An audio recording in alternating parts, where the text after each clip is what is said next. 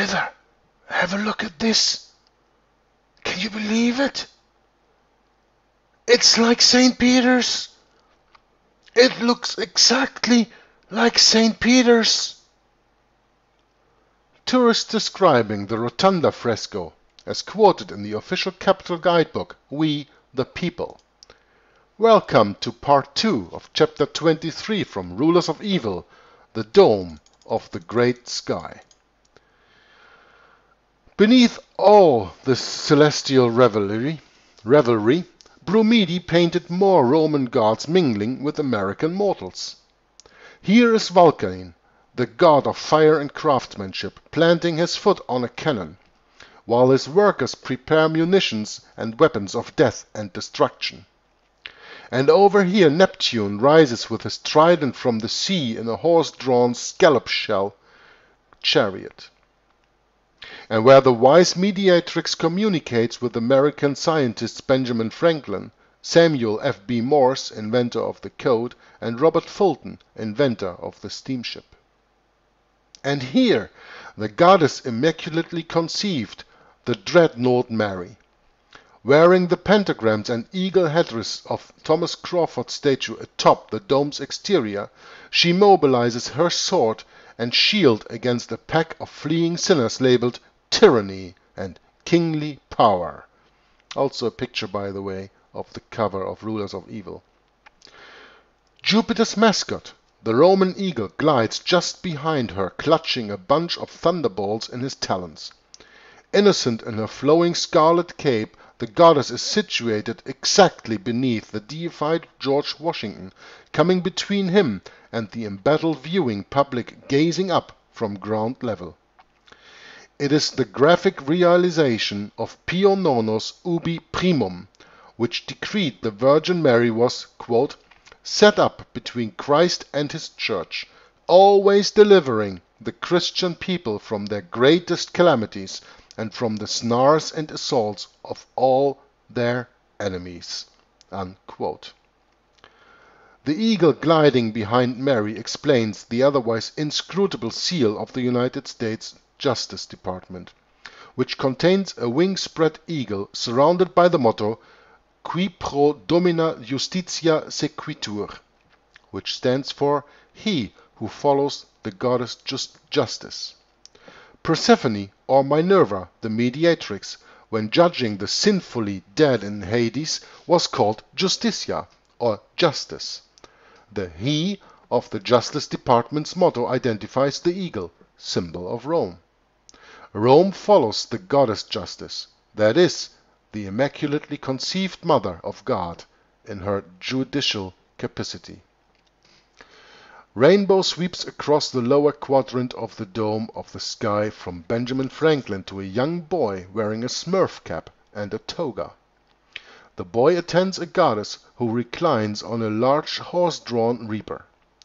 She's Persephone's mother Ceres, who was reconsecrated by early missionary adoption as Anna, mother of the Virgin Mary. The golden boy is officially designated Young America. Although Brumidi has hidden the boy's face from us, he deserves our careful scrutiny for one very important reason. Bearing the name America, he is the only element in the sacred national iconography that defines the character of the American person as perceived by government. Young American Smurf cap is a style of headgear known as the Phrygian cape. Phrygia was a district of the kingdom of Pergamum. We remember Pergamum. It was the middle point in the transfer of Babylonian religion westward to Rome. Phrygia is a Greek word meaning freeman. Our English word free comes from the first syllable phry, P-H-R-Y. Phrygian caps, Phrygian caps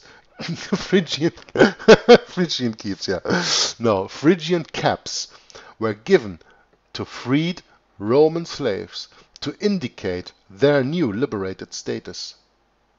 Roman law regards liberty as a conditional status.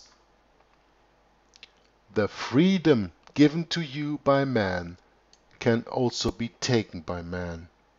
Only the freedom given by God lasts eternal, I always say.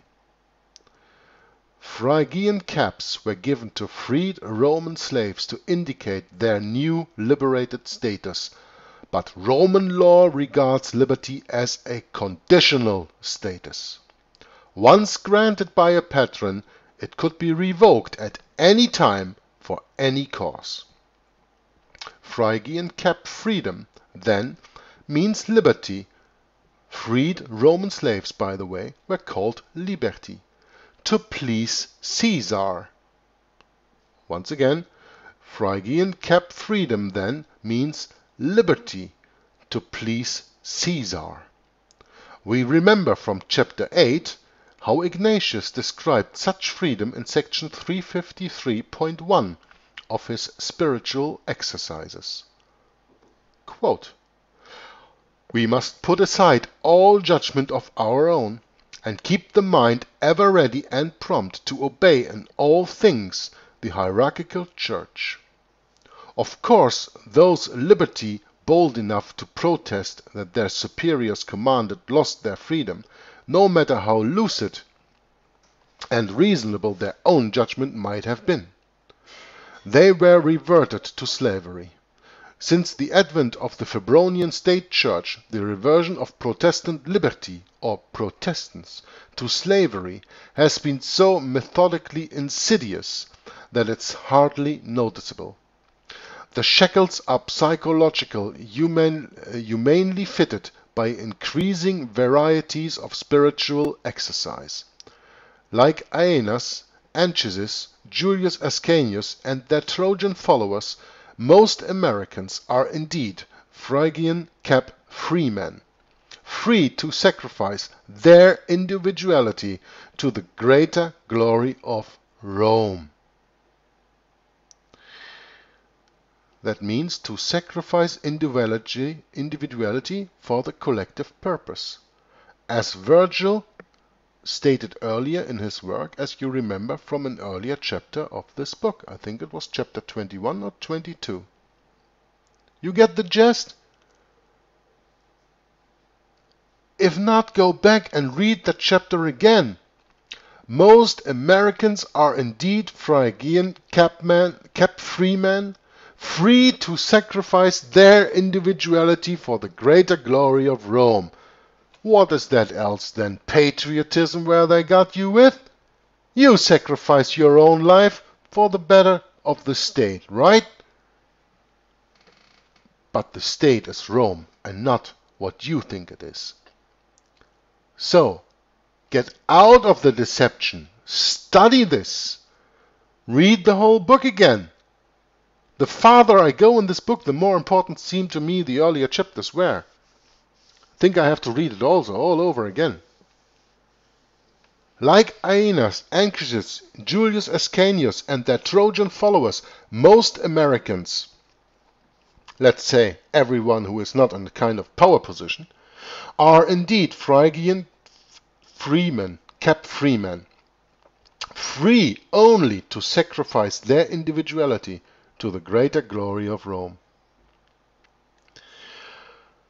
The black obelisk of Calah, which stands in the Babylonian-Assyrian wing of the British Museum, records the great accomplishments of the 9th century BC god king Shalmaneser II.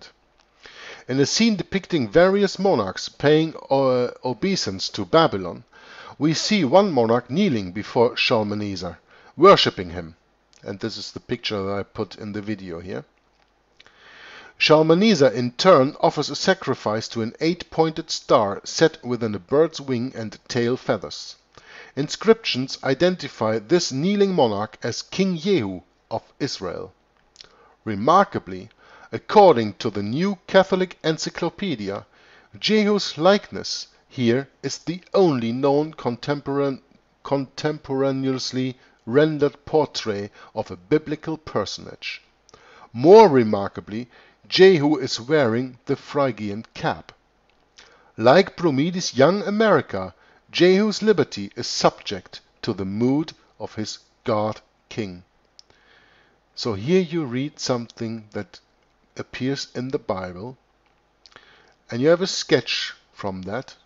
That is not from the Bible, that is from paganism, dealing with Jehu, a king of the Jews at that time, wearing the cap of freedom of the Phrygians, of the Roman freed slaves, a king wearing a slave's cap, bowing down to King Shalmaneser, worshipping him.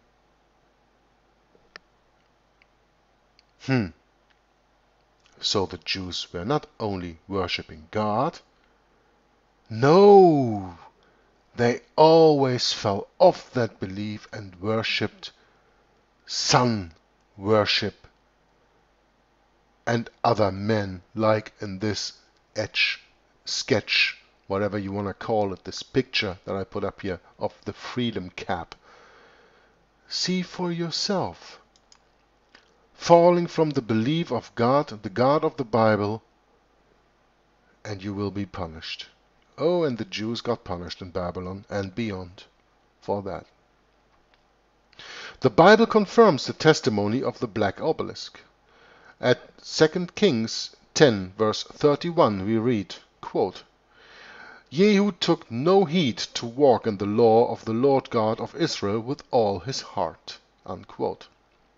Scripture further tells us that Jehu worshipped the golden calf, a sacred Babylonian icon made fashionable in 10th century BC Israel by Jehu's predecessor, Jeroboam. Jeroboam renounced, quote, the law of the Lord God of Israel, unquote, and instituted democracy. Democracy opened the Israelite priesthood, originally appointed by Yahweh exclusively to the family of Levi, to all applicants. Oh, ho, ho, ho, ho. What is this? Isn't that something that you can compare with religious freedom in 1776 in the United States of America?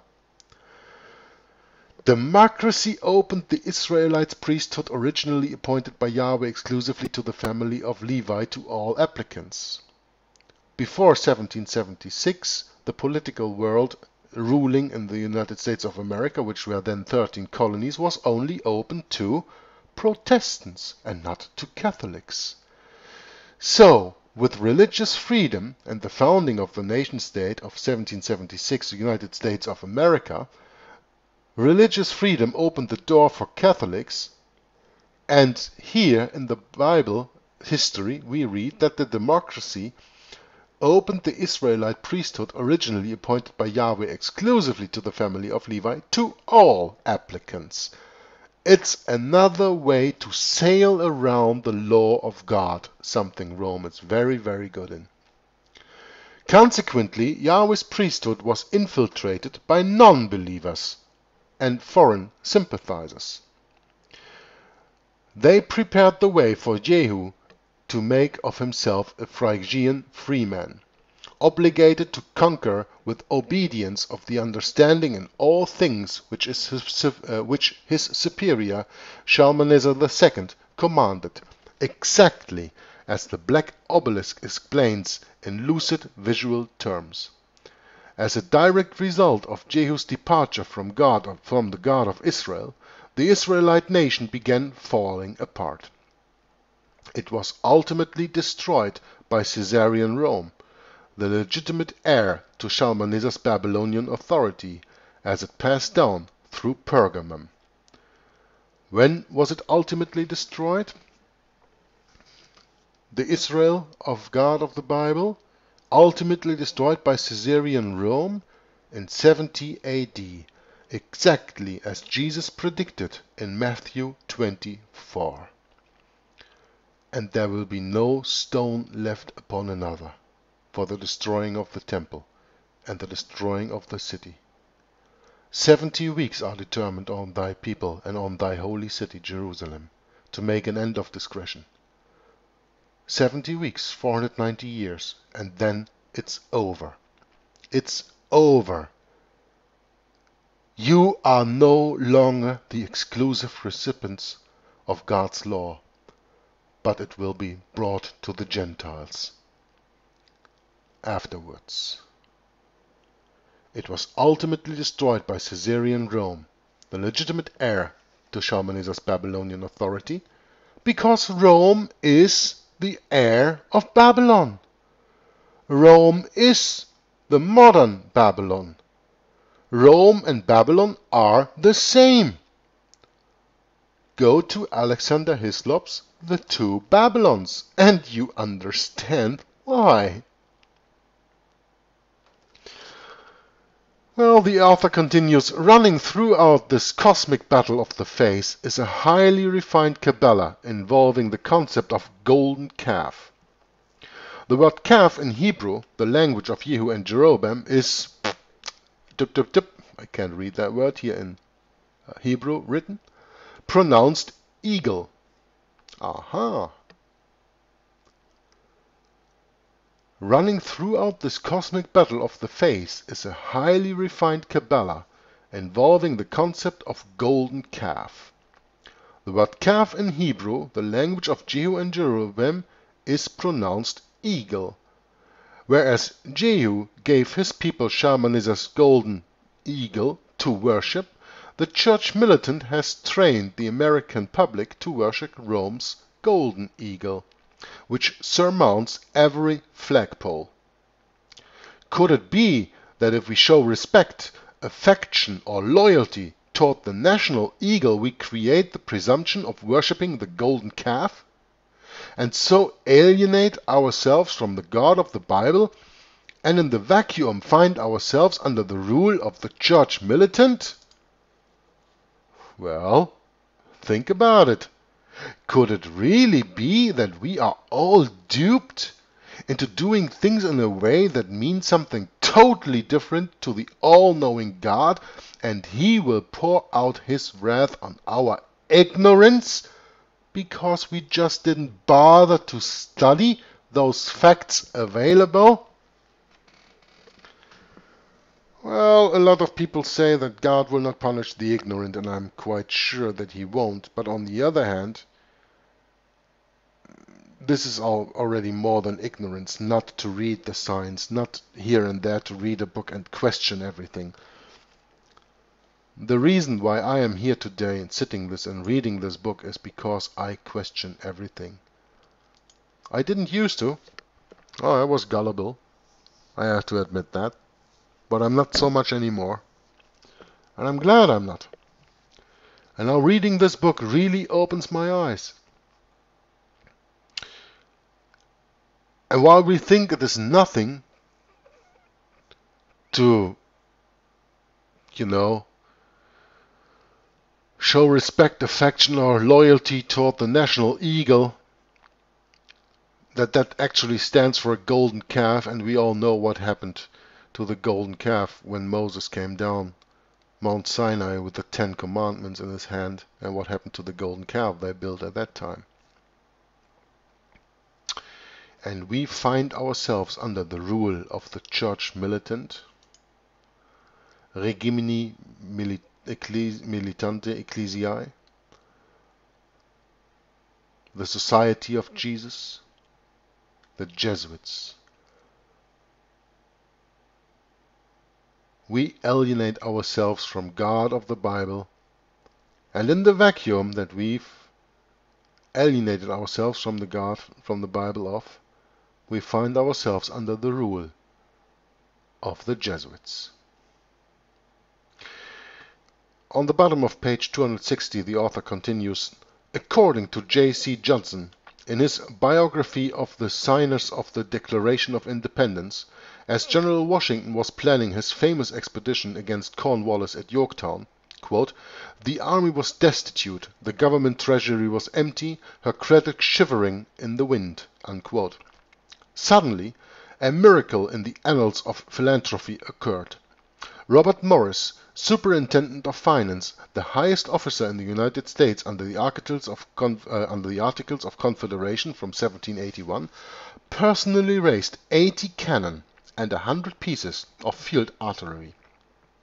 In addition, he raised, quote, all other necessary supplies not furnished from other sources, unquote, and became personally, quote, responsible to the amount of $1,400,000 upon his own notes, which were promptly paid at maturity. This enabled the American army to give the finishing stroke to the revolution and triumph in victory complete over a proud and merciless foe. Unquote. So goes a historian's version of how Robert Morris saved America. The official version is revealed in Constantino Bromidi's Apotheosis of Washington. Here we see Superintendent Morris gazing up from his account ledger at yet another Roman deity.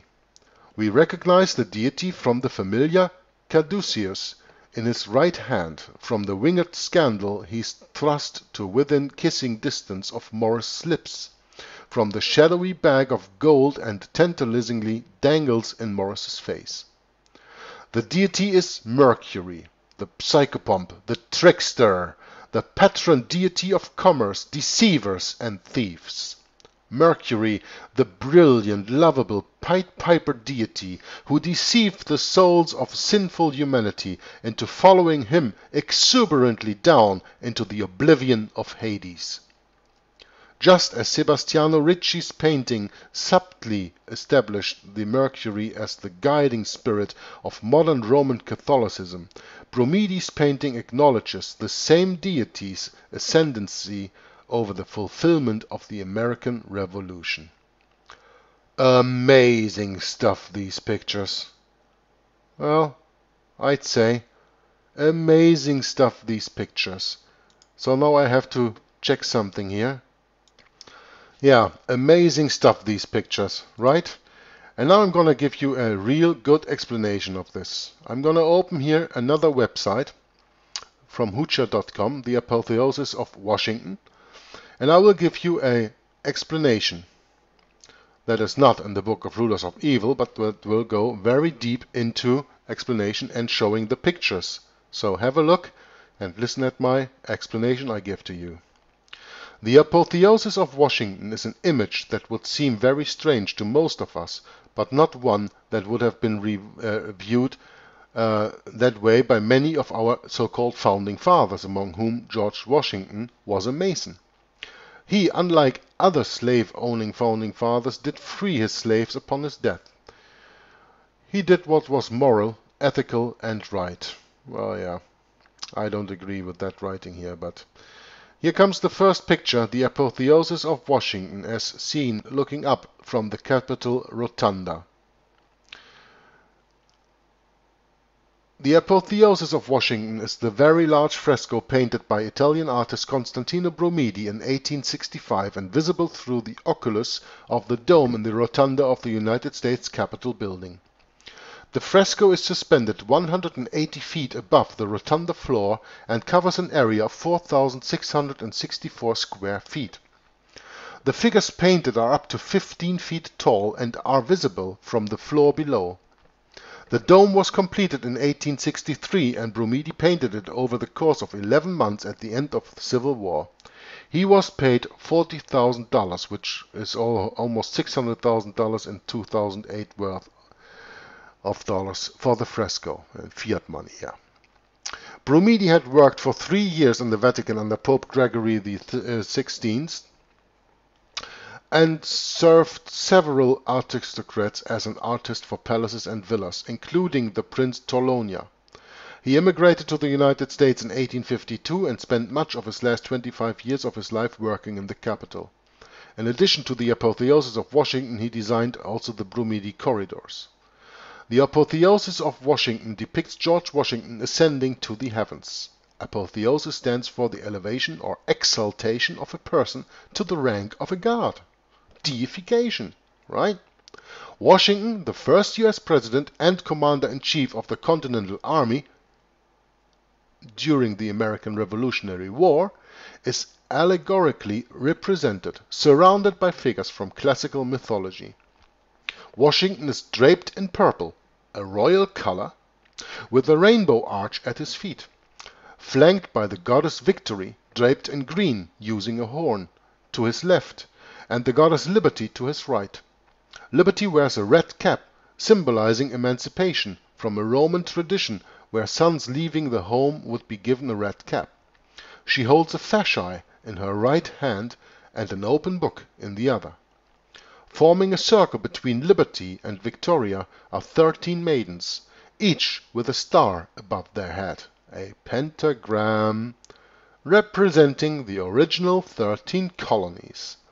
Several of the maidens, or goddesses I call them, have their backs turned to Washington, said to represent the colonies that had seceded from the Union at the time of the painting. Surrounding Washington, the 2 goddesses and the 13 maidens are 6 scenes lining the perimeter, each representing a national concept allegorically. From directly below Washington in the center and moving clockwise, we see war, science, marine, commerce, mechanics, and agriculture. Now I'm going to explain to you the picture of war, as you can see here in the video. Freedom, also known as Columbia, is directly below Washington in the personification of war. The scene depicts a woman fighting for liberty with a raised sword, a cape, and a helmet and a shield, in the colors of the American flag, trampling figures representing tyranny and kingly power. To Freedom's left, assisting her, is a fierce bald eagle. The bald eagle is the national bird of the United States, and as we have learned, also in Hebrew, the golden calf, carrying arrows and a thunderbolt, reminiscent of the arrows carried by the eagle in the Great Seal of the United States. The next picture that we see is called Science. Minerva, the Roman goddess of crafts and wisdom, is portrayed with helmet and a spear pointing to an electrical generator creating power stored in batteries next to a printing press, representing great American inventions. American scientists and inventors Benjamin Franklin, Samuel F.B. Morse, and Robert Fulton watch. In the left part of the scene, a teacher demonstrates the use of dividers. The next picture we see is called Marine, and this scene shows Neptune, the Roman sea god, with trident and crown of seaweed riding in a shell chariot drawn by seahorses.